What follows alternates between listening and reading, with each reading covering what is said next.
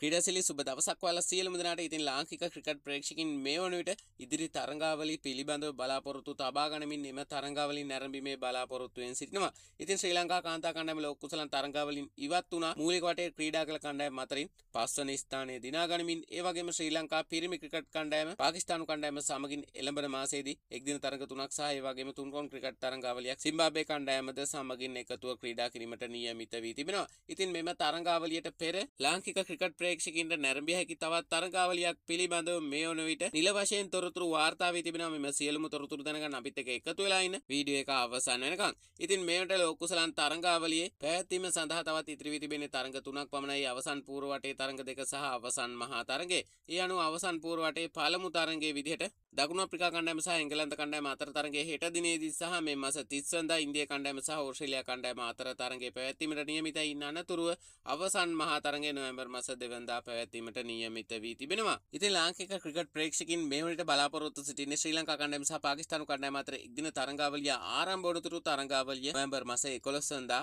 ආරම්භ වීමට නියමිත වී තිබෙනවා. ඉතින් තරඟාවලියට අදාළ තොරතුරු නිරන්තරයෙන් අපේ නාලිකාව හරහා දැනුවත් කරනවා. ඒ නිසා දිගටම අපිත් එක්ක එකතු වෙලා ඉන්න කියලා ඔයාලා සියලු දෙනාටම ආරාධනය කරනවා. ඒ වගේම මෙම තරඟාවලියට අමතරව මේ වාසය සඳහා තවත් තරඟාවලි කීපයක්ම හිමි වී තිබෙනවා. ඒ අතරට දෙසැම්බර් මාසයේ තවත් තුන්කොන් ක්‍රිකට් තරඟාවලියක් පිළිබඳව මේ වන විට ශ්‍රී ලංකා ක්‍රිකට් ආයතනයෙන් නිල නොවන වශයෙන් තොරතුරු සඳහන් වී තිබෙනවා. මේ ආකාරයට මෙම තරඟාවලි ගැන තොරතුරු වාර්තාවේදී ලාංකික ක්‍රිකට් ප්‍රේක්ෂකයින්ට එම තරඟාවලි සියල්ලටම පෙර තවත් තරඟාවලියක් නැරඹීම සඳහා අවස්ථාව උදා වී තිබෙනවා. ඒ මේ මාස 29 වෙනිදා මැලේසියා කාන්තා කණ්ඩායම ශ්‍රී ලංකාවේ තරඟ සංචාරයක නිරත වීමට නියමිත වී තිබෙනවා. මේ ආකාරයට ශ්‍රී ලංකාවේ තරඟ සංචාරයක නිරත වීමට නියමිත වී තිබෙන්නේ මැලේසියා 19න් පහළ කාන්තා කණ්ඩායම. ඒ අනුව ශ්‍රී ලංකා 19න් පහළ කණ්ඩායම සමගින් 20 තරඟාවලියක් ක්‍රීඩා කිරීමට නියමිත බවට මේකට ශ්‍රී ලංකා ක්‍රිකට් ආයතනය නිල වශයෙන් තොරතුරු සඳහන් කර තිබෙනවා. ඉතින් තවමත් තරඟාවලියේ වැඩිදුර තොරතුරු ලැබී නැහැ. තරඟ පැවැත්වෙන ක්‍රීඩාංගන ඇතුළු තරඟ නැරඹිය හැකි ආකාර සම්බන්ධයෙන් ඉදිරියේදී නිරන්තරයෙන් අපේ නාලිකාව තුලින් සියලුම තොරතුරු දැනුවත් කිරීමට බලාපොරොත්තු වෙන නිසා දිගටම අපිත් එක්ක එකතු වෙලා ඉන්න.